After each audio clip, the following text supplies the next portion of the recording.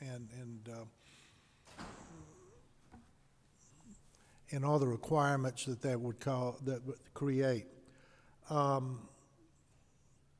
So we moved the account to Ohio, and that was done because many other states had gathered in Ohio with the same situation we had. Ohio already had a system set up. So ABLE has been operated out of Ohio since 2016. This summer, I got a call from my state treasurer, Steve McCoy, who was very active when we were doing the bill in 2016, and he was a very good force behind that bill.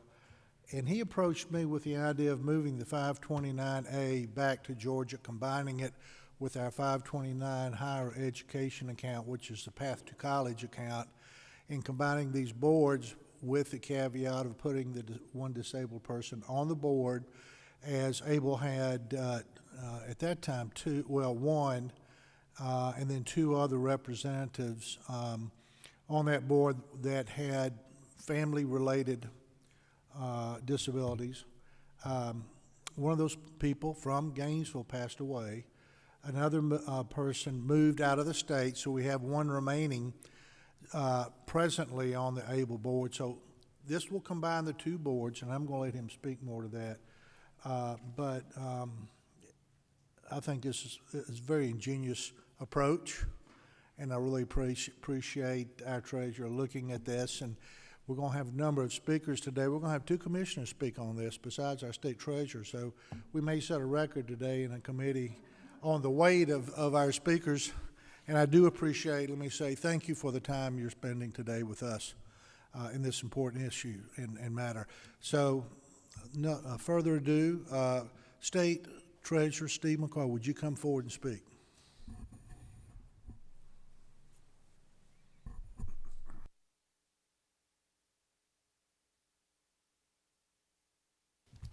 Thank you, sir.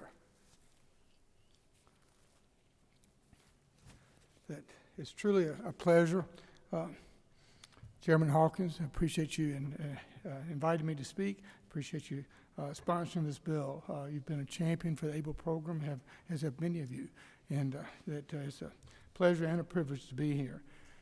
As do most other states now, Georgia has two 529 plans. The 529 plan for college savings is Path to College, and then which celebrates its 20th anniversary this year in April. And then also the Georgia Stable Plan, which is Georgia's 529A plan. It celebrates its 5th anniversary this June. And that my office does administer both programs on behalf of two separate boards. And when you look at both these programs, you step back and look at them, it could be compared to a tale of two cities. That is the best of times and the worst of times. The Path to College plan is doing exceptionally well. It grew at 32% its assets last year, far exceeding the other plans in the country. The number of accounts grew at 9%. Again, one of the top plans in the country. We were rated by Morningstar a double-notch increase last year to silver, first time ever. We have the lowest cost plan in the country, and it has been that program is doing exceptionally well in every way. It's got a very good team marketing it or conducting outreach, very good customer support, very good investment options. Georgia Stable, on the other hand, is that we're doing well as far as the investment options. We're tied with Ohio, and together with 12 other states offer the same investment options and the same online access, but it's not the same quality as we have with college savings plan. And also the client service is tied to Ohio. We do not have dedicated resources or dedicated personnel for ABLE.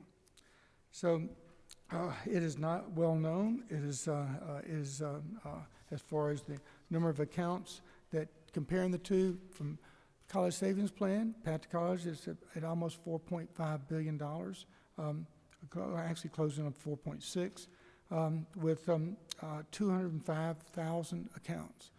whereas ABLE is 12.7 million with I think 1,762 accounts.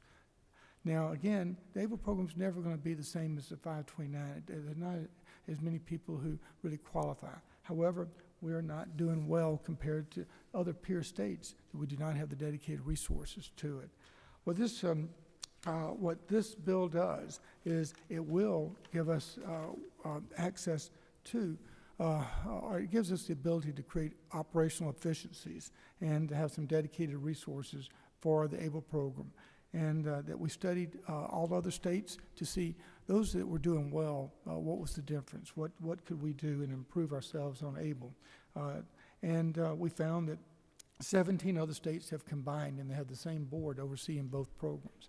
And that gives them access to some of the same resources like their online, their website, and to create some operational efficiencies and some other resources. Both programs are self-sustaining, so we do not get state funds. So the legislation in front of you does exactly that. What it does is it takes the two boards and it essentially combines them into one single board, which is the Georgia Higher Education Savings Plan Board. The state treasurer will still administer both boards on behalf of both plans on behalf of those boards. We will actually add some members to the College Savings Plan Board. The commissioner of both the Department of Behavioral Health and Developmental Disabilities and also the commissioner of the Department of Community Health will both come on to the Higher Education Savings Plan Board, and along with one individual that the governor would appoint who either has a disability or a family member with a disability or is from an advocate of disabilities. And that this legislation will in no way increase the fees for either program. It will in no way be a detriment to Panther College. In fact, I think we will find that it will give us the opportunity to create resources dedicated to ABLE, and that we will have operational efficiencies in a few years. It will not be overnight, but I would say within 2 to 3 years we will have one of the best ABLE programs in the country. We feel like this will put us not just on a parity with other states, but we should be in a position of, as we have done with Panther College, as becoming one of the leaders. So any questions?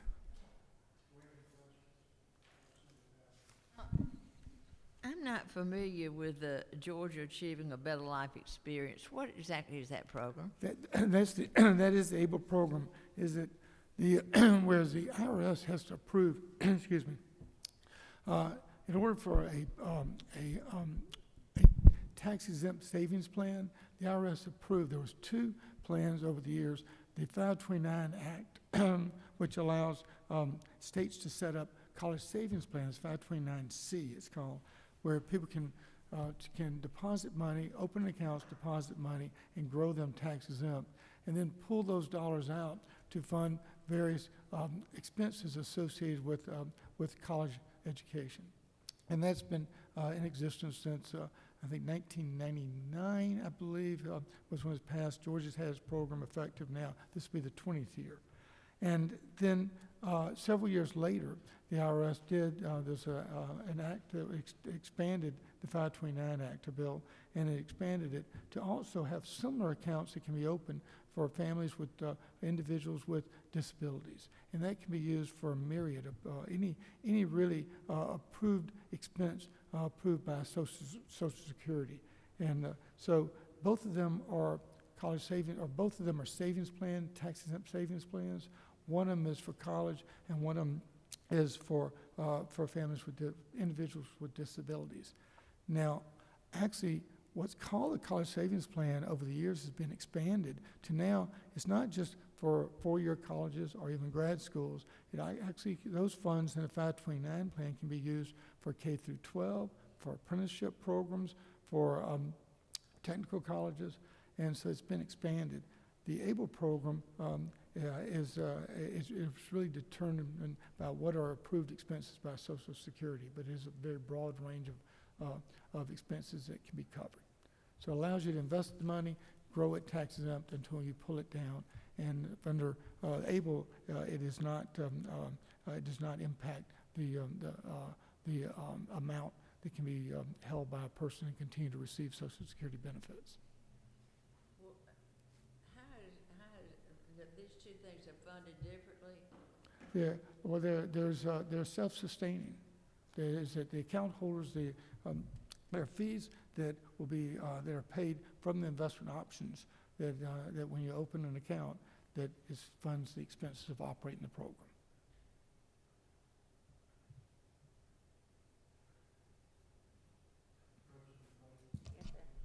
Thank you, Mr. Chairman. In your opening remarks, Mr. Chairman, you stated that there was a cap of $2,000, and I believe it was under the ABLE, and we changed that amount. I'm trying to understand the cap, and I understand why we changed it, because we limited the amount of money that they could put into the savings. That was the original legislation, changing the cap of $2,000 and eliminating that in the savings of the disabled person. And so what is the cap now? It's, The cap for ABLE is, let me ask my deputies. One- For ABLE, there's no limit, but the Social Security Administration allows up to $100,000. 100,000. okay. Before anything above 100,000 becomes considered an asset with respect to SSI calculation. Okay. Okay, and so, Mr. Chairman, my question is this: once we merge these two entities together, don't they have separate budgets already? And then if we're merging them, is it just for the purpose, the cost savings of maybe administrative, or is it still two separate budgets? Because this is budget and fiscal affairs, oversight. So is it two budgets still that we still have to monitor, or is it all one big pot of money now? No, good, very good question. No, the two programs will be moved under one board. They'll still remain two programs, two separate programs, and so they will each have their own operating budgets for those programs.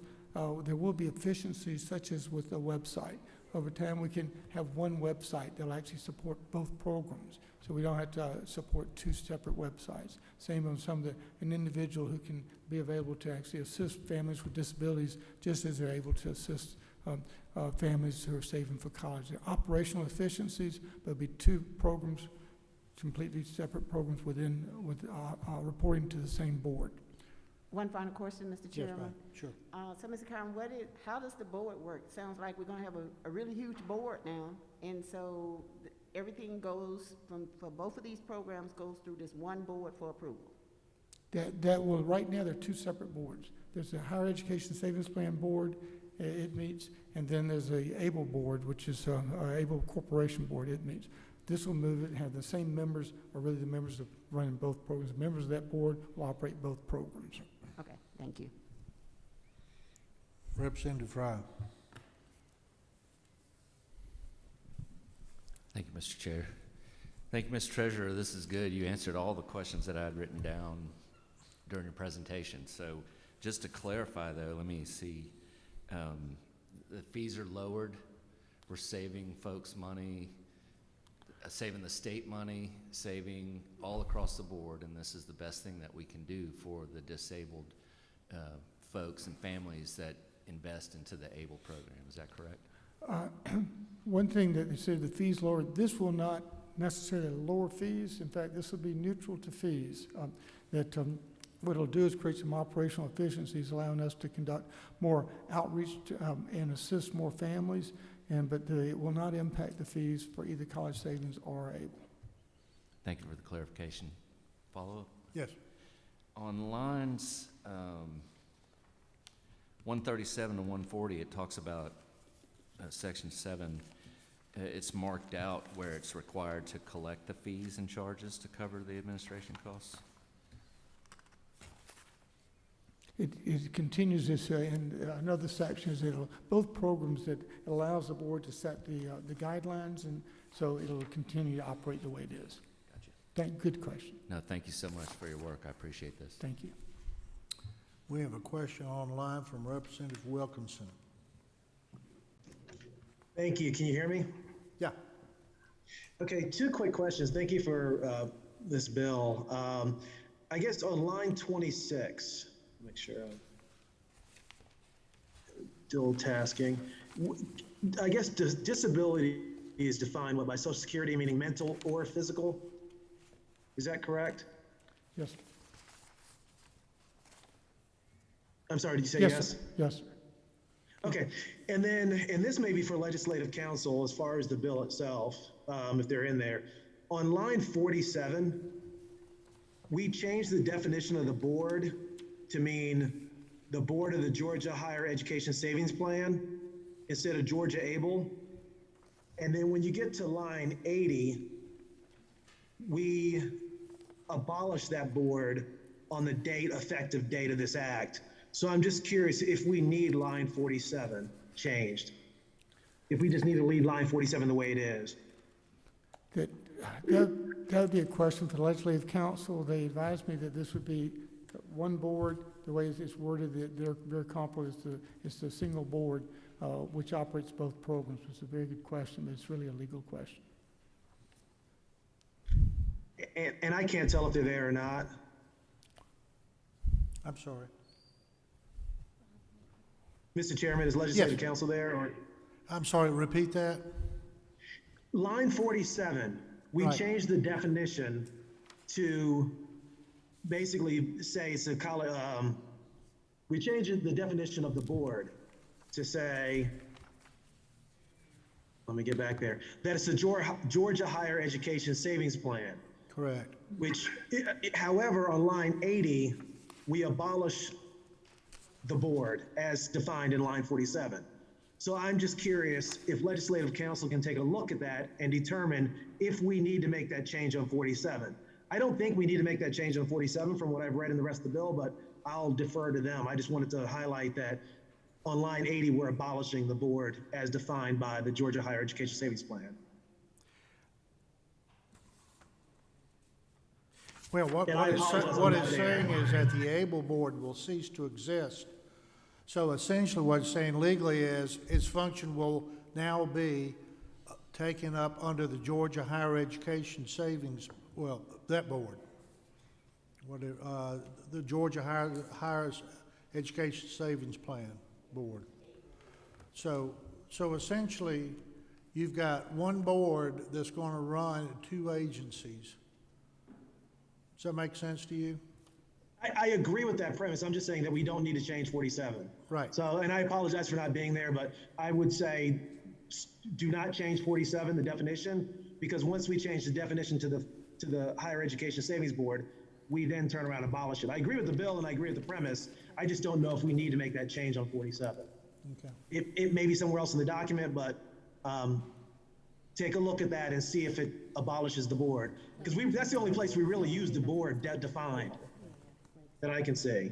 Everywhere else we say the board of directors, that's the only place we define board, and then in 80 we use board. We have legislative counsel in here. Would you like to comment on this, please?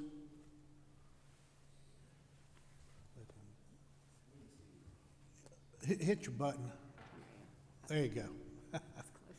I did not prepare this legislation, and a colleague of mine in the office did. I think that Representative Wilkerson might have a good point here. I need to take a little bit of a closer look, though, before we can Okay. make sure on that. Thank you. And I apologize for not bringing this up earlier. I just happened to be reading it again this morning, so thank you for taking a look at that. Right, You're now abolishing that board. right. And so that probably just needs to say, like, Georgia Able, like the one we were abolishing. Oh, put Georgia Able Yeah, in yeah, there. yeah, yeah. Okay. Instead of board. All right. So what, Representative Wilkerson, so what you're suggesting is to replace the word board on line 80 with the wording Georgia Able Program for. Program Well, Corporation? Actually, yeah, either that or I see no reason to change the definition of board unless it's used somewhere else in code. But either way, I'll leave it up to legislative council to make the recommendation, because I don't know if board is used somewhere else in the code. But if you do, then that may be a fix, is just change like 80 to say what you just said. So changing 80 may be the easiest way to do it, because that way you're not conflicting other places in code. Okay. So you're making that in form, are you making that in form of an amendment? Yes, Okay. what you just said. Okay, committee on line 80, the word board, let me turn this down a little bit. Strike through the word board and insert the Georgia Able Program Corporation. Yes, the Georgia Able Program Corporation. Yes, that is what I would suggest. I'm sorry, say that one more time. Yes, I would replace that with the Georgia Able Program Corporation. Yes. Right, okay. Okay, thank you. Representative Frazier, does that make you happy now? You good? No, I'm fine. I was just letting you know that there were board, the word board was also being used in other parts of this. Okay. And that's what he was talking about. Okay. Legislative Council, are you good? I think yes, it should be Board of Directors of the Georgia Able Program Corporation. Yes. Okay. On line 80, nowhere else in the bill, or do we have other? Representative Wilkinson, do you see that problem anywhere else in the bill? I do not, Okay, Mr. Chairman. okay. All right. Any further questions for our treasurer? If not, I'd like to call Commissioner Noggle, please. Thank you, sir.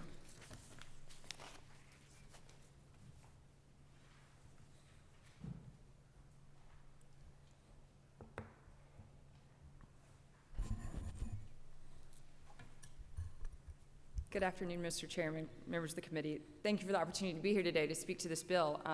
Kaylee Noggle, I'm the Commissioner of the Department of Community Health. I have the distinct honor and privilege of having worked with Treasurer McCoy for a number of years in previous capacities, where I also served as a member of the Georgia Higher Education Savings Plan Board, and now I'm an ex officio member of the Georgia Able Board. So I would just like to echo his sentiments. I do think this is a great opportunity. I think he and I worked very closely over the past years to improve efficiencies and operations of the Higher Education Savings Plan Board. And since both of these plans are really offering investment vehicles, tax advantage vehicles for Georgia citizens, either saving to pay for costs associated with health care due to a disability or for their education, there's a lot of alignment in what those programs are looking for in terms of making sure that we're offering sound investments, that we've got plan administrators that are in place safeguarding and watching over those funds appropriately. But this really allows for some cohesive alignment and maximizes some economies of scale as we do that. So be it from my former hat on the Higher Education Savings Plan or potential future if this bill were to pass and be implemented, or under my current role, this is great. From the DCH perspective, this just furthers our opportunity to promote outreach and communication about the opportunities that the ABLE program provides to certain members of our Medicaid population that have disabilities and could take advantage of this. And the more that we can do that, the more we all win. So happy to be here. Happy to answer any questions as well. Thank you. Any questions for the Commissioner? Looks like you're getting off light. Thank you so much for coming today. I really appreciate it. Commissioner Fitzpatrick. Fitzgerald, excuse me.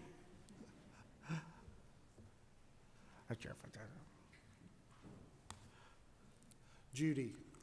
I'm used to saying Judy.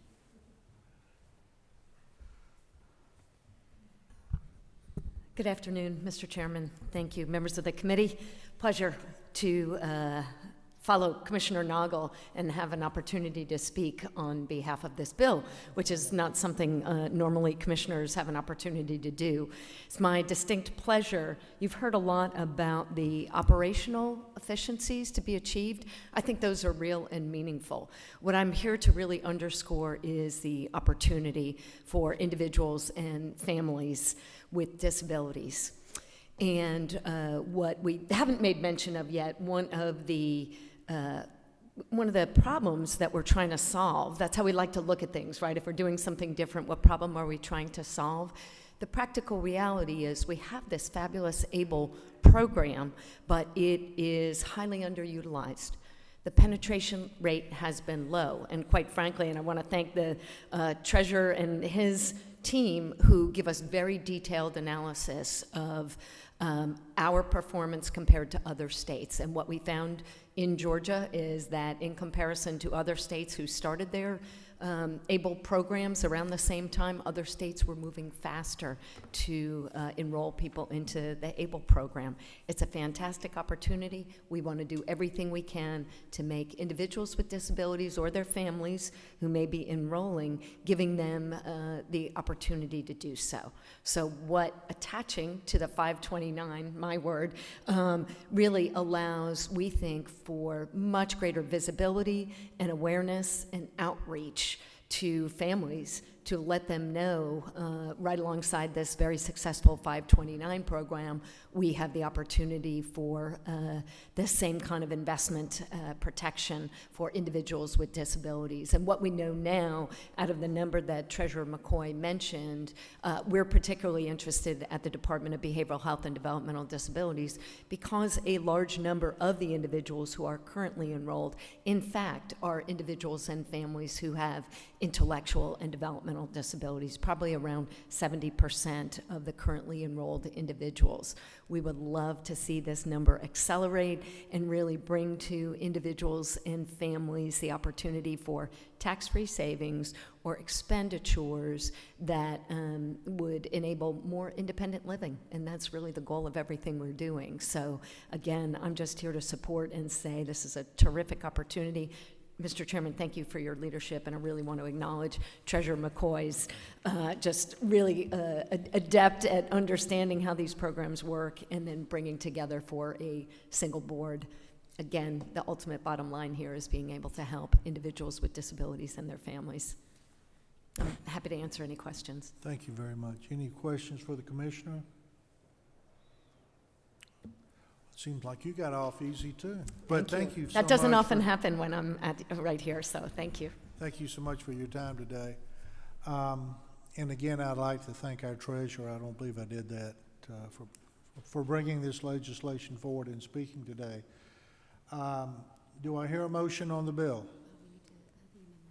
Well, first we got to have a motion, and then you do the amendment. So first we need a motion. Representative Fry. Do pass. Make a motion to pass. Okay. Do I hear a second? Okay. Now the amendment. The amendment will read, the Wilkinson amendment will read, strike the word board on line 80 and insert Georgia Able Program Corporation in that place. Do I hear a motion on the amendment?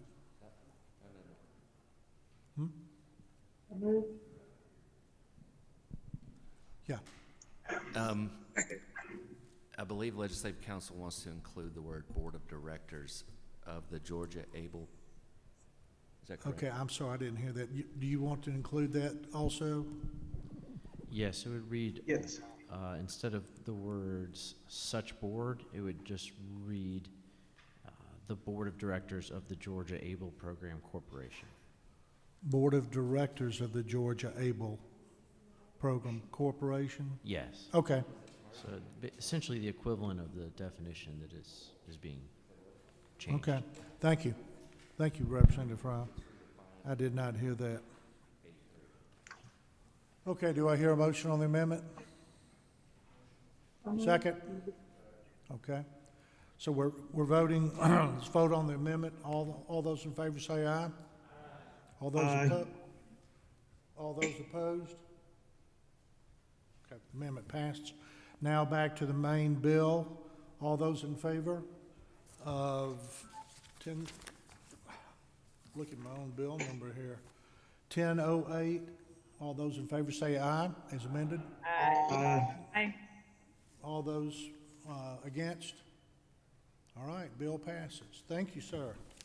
We are now to Bill 1040, Representative Patty Bentley.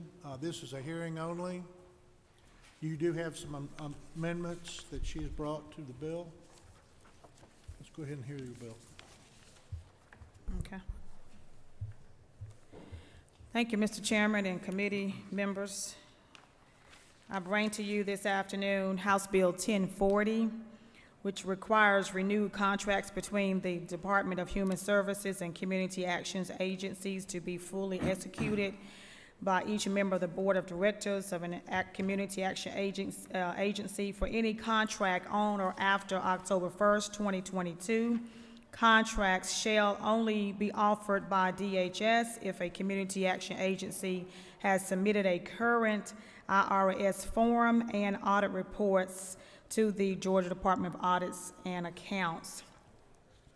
Community action agencies originated with the passage of the Economic Opportunities Act of 1964 as a part of President Lyndon B. Johnson's War on Poverty. The purpose of this statute was to mobilize the human and financial resources of the nation to combat poverty in the United States. The act established a federal office of economic opportunity and created organizations called community action agencies that would develop strategies to solve local issues of poverty. Community action agencies provide really good work in the community. They change people's lives. They bring about hope in the communities by utilizing various programs such as community service block grants, low-income energy assistance program, better known as LIHEAP, as well as the weatherization program, just to name a few. And here in the state of Georgia, there's nearly 20 community action agencies that serve families across the state. And again, House Bill 1040 will require the State Department of Human Services, upon entering into a contract with these community action agencies across the state, to make sure that they have their audit reports up to date with the Georgia Department of Audit and be up to date with their reporting with the Internal Revenue. You also have on your desk, committee members, Amendment 490040 that strikes line 19 by removing the word fully, and line 20 by removing the line each. So as a result, with this amendment I'm offering, we will be removing shall be fully from line 19, shall be fully executed by each member of the Board of Directors of such community action agency. So those lines 19 and 20 have been offered in an amendment to remove from this legislation, but also to keep in the legislation that these agencies will be required to submit proof that they are current with their audits with the Georgia Department of Audits, as well as their 990 reporting with Internal Revenue. And if I may just share, in the state of Georgia, committee members, we require local governments to submit proof that they are current with their reporting to the Georgia Department of Audits before they can get any funding from state government. So this bill pretty much just mirrors what we're already doing on the state level for local governments. So at this time, I'll pause and take any questions from any members present or by phone, if there are any questions.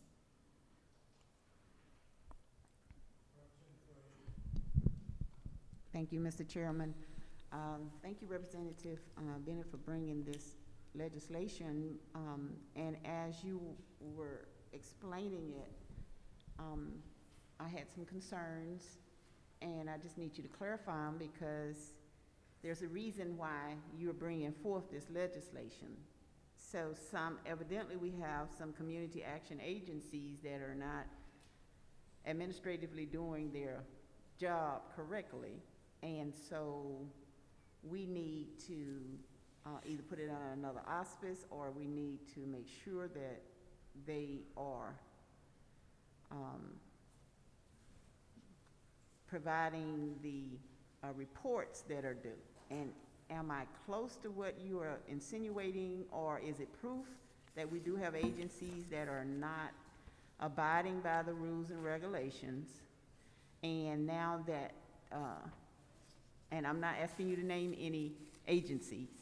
It's just that, is it at a point where we need oversight on these agencies to ensure that they are making their regular yearly reports or audits as necessary?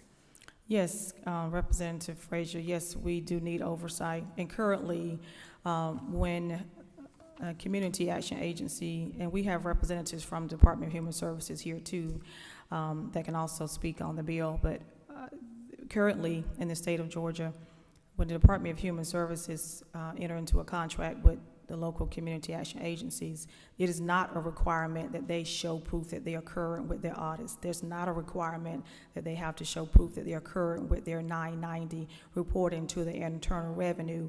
And there are some across the state that are not compliant. And they are receiving federal funds that come from the federal government to the state of Georgia. It passes through the Department of Human Services down to these local community action agencies. And so basically this bill will ensure that the state is covered as we enter into contracts with these local agencies. Again, some of them are doing really great work across the state, trying to eliminate poverty across the state of Georgia.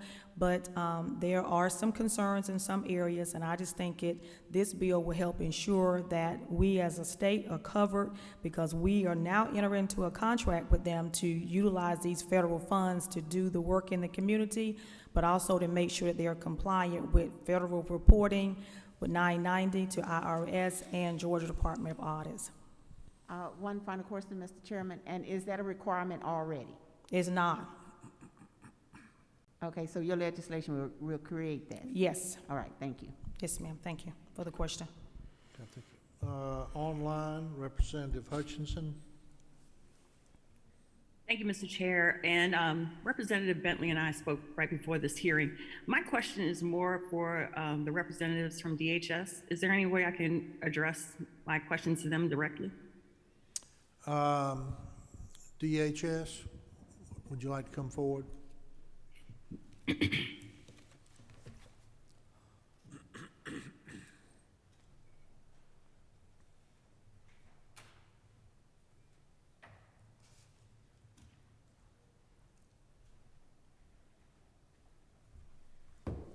Good afternoon, Representative Hutchinson. Good afternoon. How are you? Good. Would How you are state your name, Kevin? My name is Kevin Harris. I'm the DHS Director of Government Relations with Child Welfare and Family Independence. Thank you. So most people know that I'm a provider for DBHDD and DFACS, which eventually has its ties to DHS. As a provider, y'all ask for a lot as far as administration and at the last minute. And I'm almost certain we get audited at least yearly, and those audits are online. Everybody can see them. I just don't understand what situation we're in where you can't ask these providers for an audit. I mean, if anybody called me tomorrow about contracts and they say they need my DNA, which I feel like is coming soon, I would give them my DNA because we have to have these contracts to stay in business. So what situation do you have where you can't ask these providers to hand over their audits? Representative, one of the primary differences probably in what you're dealing with a provider versus a community action agency. A community action agency, those are simply pass-through grants through the Department of Human Services, versus we're not the administrator or the sort of the owner of those, the administrative agent for those grants. So that's a primary difference. What the law does require is we collect the annual report, as Representative Bentley stated. Other than that, on our end, there aren't as many requirements as there is particularly dealing with when you are the custodian or the owner of that grant. So as an example, the community action agency boards across the state are actually the administrators of that funds, versus we are simply the caretakers of the pass-through grant that gives the reports to us. I hope that clarifies your question, I hope. Well, just follow up. So Georgia if that's okay, Mr. Chair. Georgia has no authority to these agencies to say, we need your audits. They have no authority to do that. Currently that the funds are basically distributed through and operated through the local boards. So you have 20 CAAs as well as 4 county governments, and they actually have the oversight of those boards. What the federal government requires is an annual report from us. And we're, just to go a step further, we're here to support Representative Bentley's efforts of transparency and accountability, and anything that the General Assembly saw in their infinite wisdom to increase to that, we would fully support it. But in terms of the actual ownership of that, it goes down to those local regional boards versus versus our agency. Okay, it's hard to wrap my head around zero legislation versus overregulation. But that was just a comment. Yeah, I was going to say this. Okay. Representative Fry. Thank you, Mr. Chair. I kind of agree with Representative Hutchinson. It's like, I'm shocked that this already isn't a policy, and I don't feel like it needs to be a law. I think it could be administratively carried out. I mean, you know, we can make it a law if you want, but I mean, everybody and their brother who gets money from the state of Georgia should be providing their 990 and their tax returns and any other reports that y'all request across the board. Like, we shouldn't be doing business with one single entity that we give money to without providing this information. And I don't think I've ever heard of anybody getting money without providing this information. So this whole thing is very curious to me. I believe as an administrative operation that you could require it just by saying it, like Representative Hutchinson says. If we understand that that's the General Assembly's intent, there is a difference between policy and law. If we know that that's what you would like, I'm sure that we could offer to assist with that. Representative Frazier. Thank you, Mr. Chairman. So by not having audits through your department,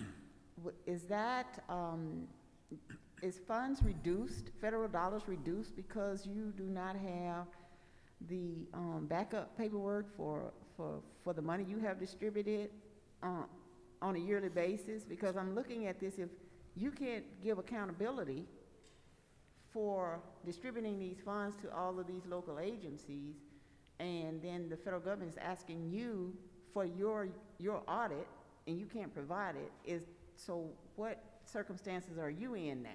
Yeah, let me clarify just very quickly to make sure we're all on the same page.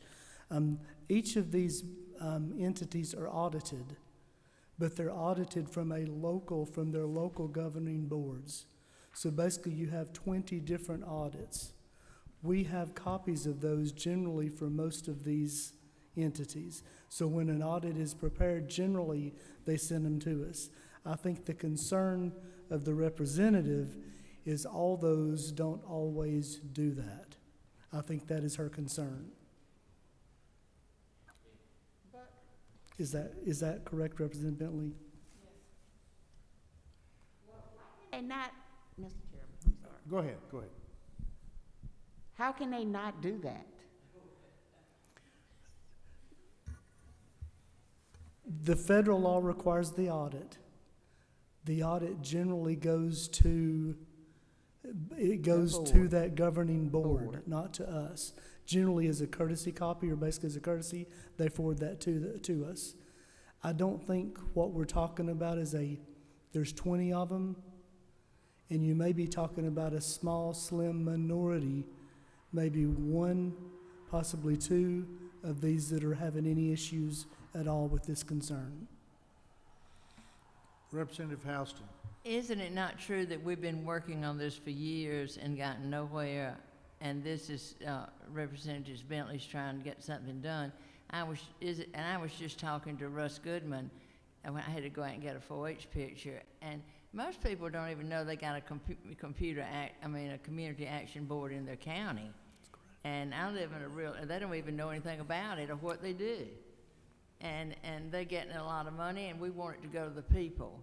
We want everybody's light bill to be paid, and we want everybody's house to be redone. That has to have energy. And we feel like this is a way we can get it done, and I'm tired of it. And I live in a rural area, and I don't even know who's on the board.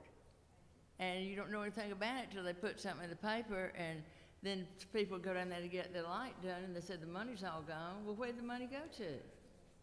I want to know. I'm sorry, but you probably didn't know you had one in your...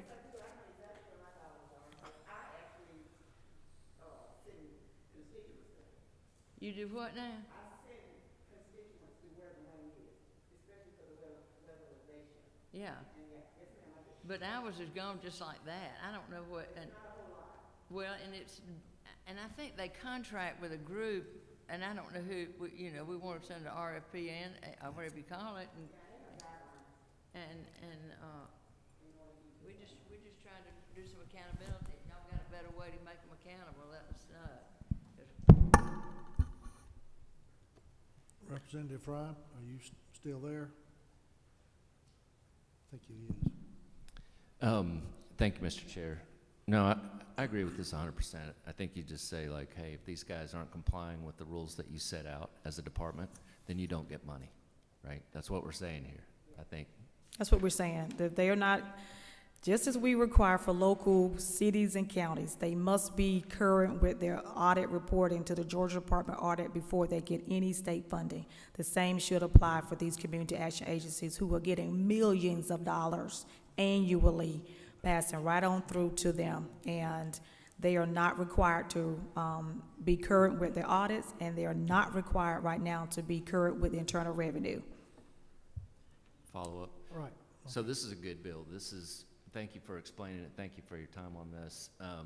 Basically, this is just increasing the accountability Yes. with some bad actors that we have in the C Yes. community centers. Gotcha. It's a shame that everybody has to, like somebody said, has to take the medicine because there's one or two bad apples. But, and I'm real sorry that Yes. the people that are really going by the rules have to go by this, but that's just what happens when you got some bad apples. Absolutely. Representative Hutchins, are you still, do you have your hand Yes. back up? Yes, just the conversation, I have more questions. So these entities, I'm assuming they're nonprofits since they're getting grants. And if they're nonprofits, they have to do an audit yearly to be compliant with anything, particularly the IRS. So I guess my question would be, well, first, I want to make sure we're not duplicating regulation, which it doesn't sound like we are.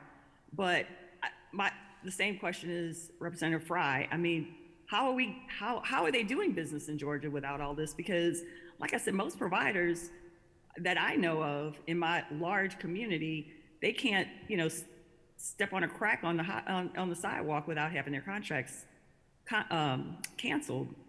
I mean, compliant, very, very, very specific. So I guess I don't understand the situation. I agree with the bill if there's no regulation on them already. I just don't understand how we got here. I've been working on this legislation for 6 years now, along with Chair Lady Houston. And this is where we are in the state of Georgia. So we have a bill now to fix that. So either we fix it now or we allow these agencies to continue to enter into contracts with the Georgia Department of Human Services with no real accountability. Okay, I got Representative Nelson. Yes, good afternoon. Thank you, Mr. Chairman. Can you hear me? Yes, I can hear you. Go ahead. I want to thank Representative Bentley for bringing this.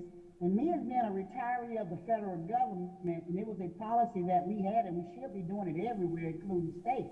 We should inspect what we expect. And I think this is going to be great legislation that can help all Georgians and help us to be able to give accountability to those that are doing what's right and those that are not. Make sure we bring them in line before they get one other penny. Thank you. Representative Frazier. Yes, Mr. Chairman, at the appropriate time. Appropriate time. Good bill, good bill. Good bill, okay. Trying to help you out, Pat. Thank you. As we said at the beginning, this is a hearing only on this bill. We do need to have some more discussion on this. Yes. Okay, let's do that. And Kevin, I'd like to meet with you too. So at this time, just to reiterate today, we have passed as amended. Thank you. Thank you. We have passed as amended House Bill 1008, that's LC 338920. And on the bill in question now, we're going to hold. This was a hearing only on 1040, but we will be addressing this, and this has amendments by the author. That LC is LC 490684. I want to thank all in attendance today, and you'll be getting a notice about our next meeting. Thank you.